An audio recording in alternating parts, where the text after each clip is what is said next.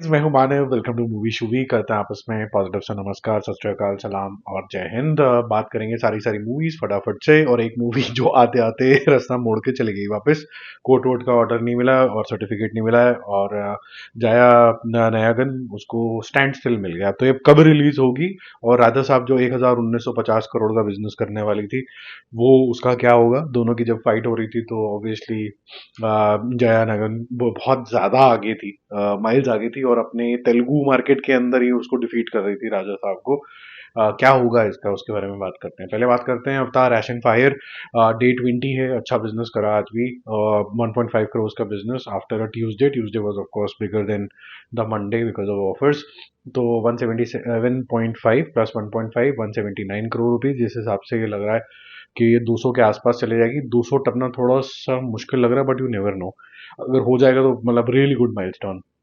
और लगभग लगभग 10,500 10,500 के आसपास इसका आज का कलेक्शन मिला के, ओवरसीज कलेक्शन सारा मिला के इतना हो जाना चाहिए। हालांकि अब मुझे पता नहीं, थोड़ी सी नफरत सी हो गई है यूएस के किसी भी चीज से। कुछ भी वहां का आता है तो मुझे लगता है कुछ ओवरटली डिपेंडेंसी हो गई है इनके ऊपर। चाहे वो हमारे इनबॉक्सेस हो, जीमेल हो, चाहे फिर वहाँ के सोशल मीडिया हो, चाहे फिर वो वहाँ के टेरिफ्स हो, और चाहे फिर वो फिर किसी को भी उठा के अपने घर में ले जाओ कि मुझे मेरा ऑयल चाहिए। तो थोड़ा सा ये हो गया कि भाई अपने यूएन के जो लोग हैं वो किसी और की कंट्री के ऊपर तो बहुत दखल देते हैं, लेकिन जब अपने घर के ऊपर बात आती है तो बिल्कुल जिप लगा के बैठ जाते हैं। तो थोड़ा सा अनफेयर है। आई थिंक वो यूएस एज अ कंट्री थोड़ा सा एक्सपोज हो रही है कि आप बड़े ही लालची किस्म के थे, आप बड़े कैपिटलिस्ट माइंडसेट के थे, लेकिन जितने भी लोग थे वो बहुत सोफिस्टिकेटेड आते थे उनके। जो प्राइम मिनिस्टर साहब वगैरह होते थे, जो डिप्लोमेसी करते थे लोग उनके नीचे, वो साइलेंट रहते थे और इस तरीके की बातें करते थे घुमा फिरा के कि पता नहीं चलता था कि क्या कर रहे हैं। ठीक है, किसके वहां पर आतंकवाद को भी बढ़ा दिया, कभी अपने ही घर में ओसामा आ गया फिर उसी को मार दिया। तो बहुत कुछ होता है जो सुनने में पढ़ने में आता है, लेकिन अब वो सीधा एक्सपोज हो रहा है और उसके खिलाफ कोई वॉइस भी नहीं रेज हो सकती, क्योंकि जितने भी इंस्ट्रूमेंट बनाए गए हैं, W H O UN NATO फाटो, वहां पर बड़ी सुप्रीम पावर की तरह ये निकल के आते हैं। थोड़ी थोड़ी वॉइस रेज हो रही है, बट ज्यादा कुछ तो नहीं हो रहा है। ठीक है, तो अब थोड़ा सा मन खट्टा तो होता है इन सब बातों से, बट एनीवेज आगे चलते हैं। जिसने सुप्रीम पावर बनना, जिसने ताकत दिखाती दिखाती, और अगर प्रेम भाव से दिखाएगा तो वो पावरफुल लगेगा, और अगर इस तरीके से दिखाएगा तो कहीं ना कहीं वो फिर नाजी साहब भी तो यही करते थे और क्या करते थे वो। 21 का डे 7 है और ये पिक्चर थोड़ी सी संभली हुई है, कुछ ज़्यादा तो मैं ये नहीं कहूँगा कि प्रॉफिटेबल हो जाएगी। और इसको कितना लॉस होगा, अगर आपको इसमें इंटरेस्ट है तो कमेंट बॉक्स में लिख देना, मैं बिजनेस एनालिसिस करने की कोशिश करूंगा। इसको अच्छा खासा लॉस होगा पिक्चर को, क्योंकि नहीं होना चाहिए था। ये पिक्चर अच्छी है और मैसेज के मामले में मेरा स्टैंड तो बड़ा क्लियर है। बाकी लोगों का स्टैंड ये है कि आज के टाइम में नफरत है तो नफरत दिखाओ। मेरा स्टैंड बड़ा क्लियर है इसके ऊपर। शायद मेकर्स का भी वही था, और शायद जिसने ये किताब लिखी थी उनका भी स्टैंड यही था कि एक फादर की जर्नी थी जब वो पाकिस्तान गया था और उसने क्या एक्सपीरियंस किया उसने लिख दिया। क्या इस पिक्चर को आज रिलीज करना चाहिए था? आज के हेटरेट को देख के लगता है शायद आज का टाइम गलत था, ये इस टाइम पे नहीं रिलीज हो सकती थी। उस टाइम पे रिलीज होनी चाहिए थी जब मोदी साहब ये बोलेंगे कि अब हमारे रिलेशनशिप ठीक हो गए, अब कल से आप हमारे साथ क्रिकेट खेल सकते हो। तो जब क्रिकेट खेल रहे हो उस टाइम पे अगर ये रिलीज करते तो शायद तकलीफ ना होती। इस टाइम पे है क्योंकि वो अपने कन्वीनियंस के हिसाब से जरा मोड़ लेते हैं रास्ता, कि आज पाकिस्तान हमारा दोस्त है कि नहीं है, या फिर चाइना हमारा दोस्त है कि नहीं है, चाहे बांग्लादेश हमारा दोस्त है कि नहीं है। और बहुत से लोगों का तो ये भी मानना है कि जो हिंदुओं के ऊपर अटैक हुआ है बांग्लादेश के ऊपर, बांग्लादेश के अंदर, उसका शायद मेन रीजन यही है कि उन्हीं के जो शेख हसीना है उनको हमने वो दे रखा है, शरण दे रखा है। ये भी है। और उसके बाद इंदौर के अंदर कई सारे हिंदू मर जाते हैं तो सब कोई कुछ नहीं बोलता, और वो सरकार जो है बीजेपी उसी की वजह से हुआ है। लेकिन वहां पर अगर दो मर गए, चार मर गए, क्रुएलिटी से मरे, लेकिन उसके खिलाफ बहुत सारी आवाजें हो रही है। लेकिन इसके खिलाफ भी तो आवाज होनी चाहिए ना।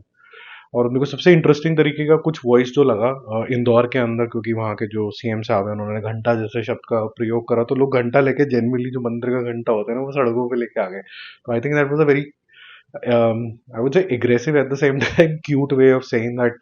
ये शब्द जो होते हैं सीनियर लेवल पे अच्छा नहीं लगता है। बाकी आगे चलते हैं, हम बात करते हैं धुरंधर की, डे 34। मैं ये सब बातें इसलिए करता हूँ, शायद आपको कई लोग लिख देते हैं यार सिर्फ बॉक्स ऑफिस की बात करके निकल जाओ। ये सबका इम्पैक्ट होता है हम लोग कैसे सोचते हैं, हम जैसा सोचते हैं, जो कंट्री का माहौल होता है, ये सारी चीजें गवर्न करती हैं पिक्चर को। इसीलिए ये बातें इधर उधर के थोड़ी बहुत करनी पड़ती हैं, क्योंकि आप बोलोगे कि भाई ये नंबर क्यों बढ़ा, ये नंबर क्यों घटा, कुछ तो उसका रैशनल होगा ना, उसका रैशनल यही सब चीजें होती हैं। धुरंधर डे 34 अनस्टॉपेबल फोर्स। और मुझे ऐसा लगा था कि अब शायद इसका धुरंधरपन थोड़ा थोड़ा थोड़ा कम आएगा, लेकिन नहीं यार, कल 6 करोड़ किया था, आज भी 5 करोड़ करेगा। कल ऑब्वियसली ऑफर्स थी तो 6 हुआ, बट आज भी 5 करोड़ रुपए करा, बहुत अच्छा कलेक्शन। 833 करोड़, और 833 के बाद 5 ऐड करोगे तो 838 करोड़। अब यहाँ पर एक बड़ी इंटरेस्टिंग सी चीज हुई है। यहाँ पर इसने 1260 कल क्रॉस कर लिए थे, 1260 मतलब आज ये 1270 पे पहुंच गया होगा, और 1275 यानी कि 10 करोड़ इसको सर वॉर करने, आई थिंक 8 या 10 करोड़ रुपए के बीच के अंदर, तब ये आरआरआर का रिकॉर्ड तोड़ देगा। मतलब कल आरआरआर का थैंक यू वेरी मच। अब टॉप 3 रह गई, दंगल, बाहुबली 2 और पुष्पा 2। उनका रिकॉर्ड ये नहीं तोड़ पाएगा, लेकिन बहुत अच्छा collection, fantastic collection. I think अगर धुरंधर 2 में थोड़ा सा भी दम हुआ तो फिर शायद टॉक्सिक के लिए दिन थोड़े से खराब होंगे। दोनों चले, मैं तो कहता हूँ बढ़िया चले, और उसका भी जो टीजर है या टीज है जैसे वो बोल रहे हैं, वो कल आएगा, तो उसके बारे में हम कल बात करेंगे। इफेक्टिव हुआ तो लोग जरूर चांस देंगे। ठीक है, अब एक और इंटरेस्टिंग चीज ये है इसके अंदर कि 838 crore rupees net India collection है, और 787 करोड़, लगभग लगभग 50 करोड़ का डिफरेंस है जो ट्रेड के हिसाब से। तो क्या इसको लेके कंसर्न रेज होना चाहिए? टिपिकली जब इतना डिफरेंस होता है 50 करोड़ रुपए का, तो अब तक शोर मच गया होता है, कॉर्पोरेट बुकिंग, ये बुकिंग, वो बुकिंग। बट ये पिक्चर को इतना प्यार मिला है कि ये जो तोहमत है ये नहीं लगी, बल्कि उल्टा क्वेश्चनिंग हो रही है कि किसी ने कम कैसे रिपोर्ट कर दिया। तो मैं आपको सिर्फ इसी चीज का हाईलाइट करना चाहता हूँ कि जब पब्लिक का प्यार मिलना शुरू हो जाता है ना, तो फिर वो किसी चीज को क्वेश्चन नहीं करते हैं। और यही सब वेबसाइट्स होती हैं जिनको देख के कभी हम बोलते हैं कि सलार ने कम रिपोर्ट कर दिया, ज्यादा रिपोर्ट कर दिया, या फिर डंकी ने ज्यादा रिपोर्ट कर दिया, कम रिपोर्ट कर दिया, या पठान में कॉर्पोरेट बुकिंग हो गई, ये हो गई। ये सब फालतूगिरी की बातें, ये होती है कॉर्पोरेट बुकिंग, इसके अंदर कोई डिनाई नहीं है।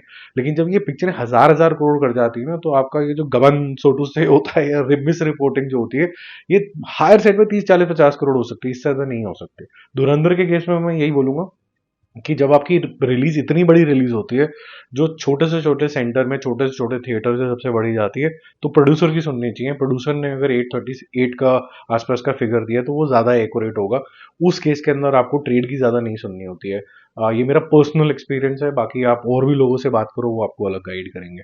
ठीक है, बाकी आरआरआर का रिकॉर्ड टूट गया, और मैं आरआरआर को भी बहुत ज्यादा पसंद नहीं करता हूँ, लेकिन अनफॉर्चुनेटली पुष्पा 2 जो है उसका रिकॉर्ड ओवरऑल लेवल पे नहीं टूटेगा, but thank God Hindi language का टूट गया।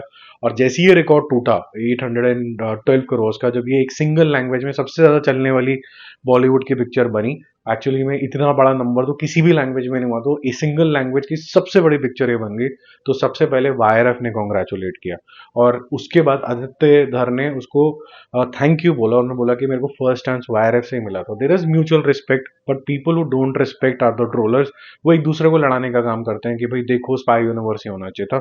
मैं तो बड़ा क्लियर हूँ इस मामले में, मेरे को स्पाई यूनिवर्स बहुत पसंद है, क्योंकि हम जब टाइगर वाइगर को देखते मजा आया था, लेकिन जब नहीं मजा आया था तो वो वॉर 2 जैसी पिक्चरें हो गई।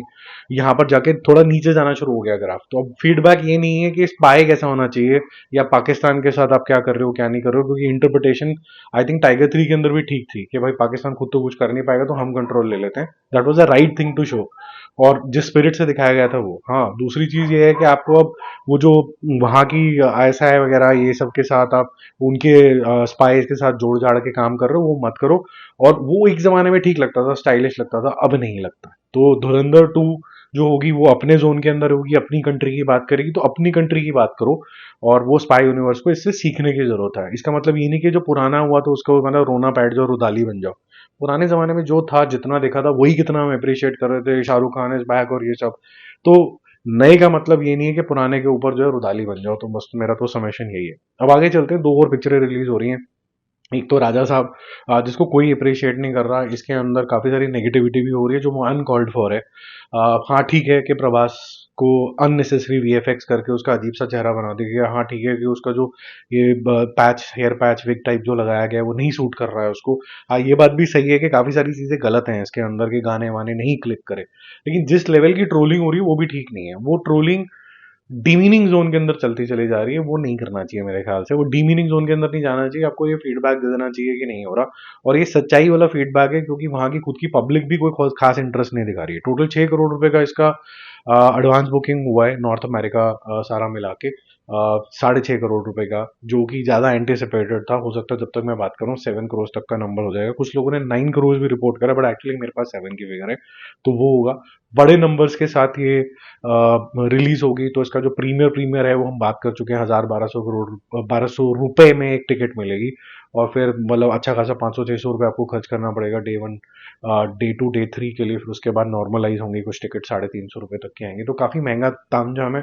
तो इनिशियल पंप तो मिल जाएगा, लेकिन पब्लिक को खुद को ही कॉन्फिडेंस नहीं आ रहा। जो कॉन्फिडेंस थोड़ा बहुत आ रहा था, और वो इसलिए भी आ रहा था कि भाई लास्ट पिक्चर है, चलो देख लेते हैं। जना नयागन, जननायक, जो इसकी पिक्चर आ रही है विजय थलापति की, उन्होंने थैंक यू वेरी मच कर दिया मूवीज को। उन्होंने बोला जो मैं पिक्चरों में किया करता था, अब मैं पॉलिटिक्स के थ्रू डिलीवर करने की कोशिश करूंगा, और एक सोसाइटी में चेंज लाने की कोशिश करूंगा अच्छी पॉलिटिक्स के साथ। अब वट एवर दैट मीन्स, जो वो करेंगे वो देखते हैं, क्योंकि हर पॉलिटिशियन यही बोलता है।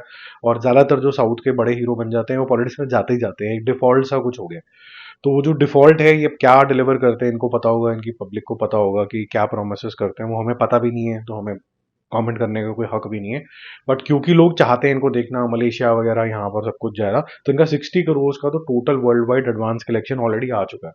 तो इनकी फैन फॉलोइंग काफी ज्यादा जबरदस्त है। यहाँ पर भी 7 करोड़ रुपए की एडवांस बुकिंग इंडिया इंडिया के अंदर हो चुकी है, 2 लाख टिकटें बिक चुकी हैं। एवरेज टिकट प्राइस भी उन्होंने कुछ खास नहीं रखा है, 215-220 के ऊपर है। तो इनकी दुकान तो चल रही है, भले इनकी दुकान को स्टॉपेज लग गया बिकॉज ऑफ सर्टन रीजंस, इनको सर्टिफिकेट भी नहीं मिला है। तो ये 9th को राजा साहब के साथ तो नहीं डिलीवर होगी। और एक्चुअली जो लोग इसको वर्सेस बोल रहे थे, मेरे ख्याल से तो वर्सेस है भी नहीं। ट्रेडिशनली स्पीकिंग अगर आप देखोगे विजय की जो पिक्चरें हैं, वो कभी भी तेलुगु मार्केट में बहुत बड़ी कोई ये नहीं कि 100-100 करोड़ कर रही होती हैं। छोटा सिग्निफिकेंट कलेक्शन होता है, बट ठीक होता है। ऐसे हिंदी मार्केट भी बहुत बड़ी मार्केट नहीं है विजय की। हाँ, प्रभास के लिए बहुत बड़ी मार्केट है हिंदी मार्केट, जो इस बारी काफी बड़ा डेंट लेगी। मेरा पर्सनल एस्टिमेशन ये है कि राजा साहब हिंदी बेल्ट में शायद काफी टाइम बाद प्रभास की ऐसी पिक्चर होगी जो 5-6-7 करोड़ रुपए से ज्यादा को ओपन नहीं करेगी, क्योंकि ये काफी खराब लग रहा है इसका teaser trailer. But I don't think we should still rule out Prabhas, क्योंकि प्रभास एक्टर है ही नहीं, वो स्टार है। जैसे कि सलमान खान है, वो स्टार है। वो ये लोग एक्टर थोड़ा है, ये तो स्क्रीन पे ऐसा ऑरा, ऐसा स्टाइल लेके आते हैं कि आपको मजा आता है। ऐसे ही एक और स्टार की कल पिक्चर का कुछ टीज देखने को मिलेगा, KGF के रॉकी भाई, वो भी स्टाइल और ये सब चीजें लेके आएगा। अब उससे मैं बोलूं कि भाई एक्टिंग करके दिखा दो, आंसू दुनिया की आंखों में भी आ जाते हैं, it's the wrong expectation only. ठीक है, बाकी जल्दी मिलते हैं रिव्यूज और अपडेट्स के साथ। स्टे कनेक्टेड, और आज मूवी शूवी र्यूमर में भी आने वाला है, तो फिर देखना जरूरी है। बाय।